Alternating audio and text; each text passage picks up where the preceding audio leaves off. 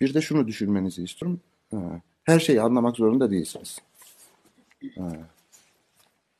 Anlamak yalnızca dünya ile ilişkimizin bir düzeyinden ibaret. Tümü değil. Bu şeyde bile öyle. Felsefede, bilimde bile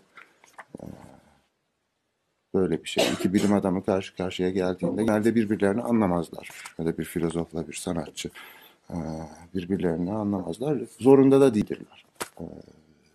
Zaten çok farklı etkilenme türleri vardır. Zaten konumuzda afekler. Yani bu etkilenmelerin biçimini tartışacağız.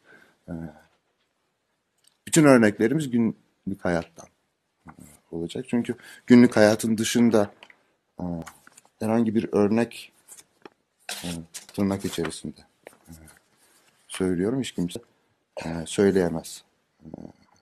Sanırım. Verilebilen bütün örnekler ister bilimde ister de günlük hayatta, olağan hayattadır.